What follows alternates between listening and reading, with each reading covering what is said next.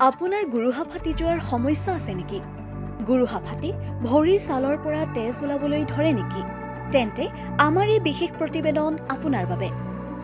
ঠাণ্ডা বতৰত বেছিভাগ মানুহৰে গুৰুহা ফাটি যোৱাৰ সমস্যা হয়, কিন্তু কেতিয়াবা গৰমৰ দিনতো ভৰি ফাটিবলৈ আৰম্ভ কৰে আৰু কেতিয়াবা ভৰি ইমান ফাটি যোৱা যায় যে ভৰিৰ ছালৰ পৰা তেজ ওলাবলৈ ধৰে। ইয়াৰ বাবে খোজ কাঢ়িবলৈ কঠিন হৈ পৰে। আজি আমি আপোনালোকৰ বাবে এনে কিছুমান ঘৰুৱা উপায় লৈ আহিছো যাৰ সহায়ত আপুনি গুৰুহা ফাটি যোৱাৰ সমস্যাৰ পৰা বহুগুণে সকাহ পাব। নাৰিকল তেল ব্যৱহাৰ কৰক।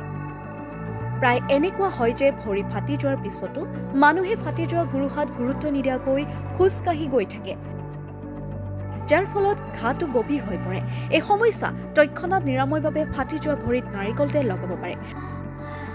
নাৰিকল তেলত এণ্টি ইনফ্লেমেটৰী, এণ্টি অক্সিডেণ্ট আৰু এণ্টি মাইক্ৰবিয়াল গুণ আছে। ফাটবোৰত নাৰিকল তেল লগাই ভৰি দুখন গৰম পানীৰে ধুব লাগে। এনে কৰিলে আপুনি এই সমস্যাৰ পৰা সকাহ পাব। মইশ্চাৰাইজাৰ প্ৰয়োগ কৰক। গুৰুহা ফাটি যোৱাৰ এই সমস্যা দূৰ কৰিবলৈ মইশ্চাৰাইজাৰ ব্যৱহাৰ কৰিব পাৰে। এনে কৰিলে ছালখন কোমল হৈ পৰিব আৰু আপুনি অতি আৰাম অনুভৱ কৰিব। ইচ্ছা কৰিলে তাৰ ঠাইত ছাল কোমল কৰা ক্ৰীম এটা লগাব পাৰে। ফুট মাস্ক প্ৰয়োগ কৰক। ফাটি যোৱা ভৰিত কল আৰু এভোকেডোৰ ফুট মাস্ক বনাব পাৰে। কলে ভৰিৰ বাবে প্ৰাকৃতিক মইশ্চাৰাইজাৰ হিচাপে কাম কৰে, আনহাতে এভোকেডোত ভিটামিন ই আৰু ওমেগা ফেটি এচিড থাকে, যিয়ে ঘা ভাল হোৱাত সহায় কৰে। আপোনাৰ গুৰুহা ফাটি যোৱাৰ সমস্যা আছে নেকি? গুৰুহা ফাটি ভৰিৰ ছালৰ পৰা তেজ ওলাবলৈ ধৰে নেকি?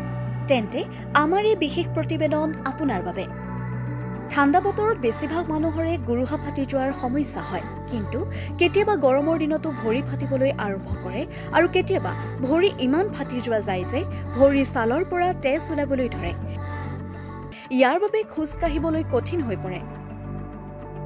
আজি আমি আপোনালোকৰ বাবে এনে কিছুমান ঘৰুৱা উপায় লৈ আহিছো যাৰ সহায়ত আপুনি গুৰুহা ফাটি যোৱাৰ সমস্যাৰ পৰা বহুগুণে সকাহ পাব। নাৰিকল তেল ব্যৱহাৰ কৰক। প্ৰায় এনেকুৱা হয় যে ভৰি ফাটি যোৱাৰ পিছতো মানুহে ফাটি যোৱা গুৰুহাত গুৰুত্ব নিদিয়াকৈ খোজ কাঢ়ি গৈ থাকে, যাৰ ফলত ঘাটো গভীৰ হৈ পৰে। এই সমস্যা তৎক্ষণাৎ নিৰাময়ৰ বাবে ফাটি যোৱা ভৰিত নাৰিকল তেল লগাব পাৰে। নাৰিকল তেলত এণ্টি ইনফ্লেমেটৰী, এণ্টি অক্সিডেণ্ট আৰু এণ্টি মাইক্ৰবিয়াল গুণ আছে। ফাটবোৰত নাৰিকল তেল লগাই ভৰি দুখন গৰম পানীৰে ধুব লাগে। এনে কৰিলে আপুনি এই সমস্যাৰ পৰা সকাহ পাব।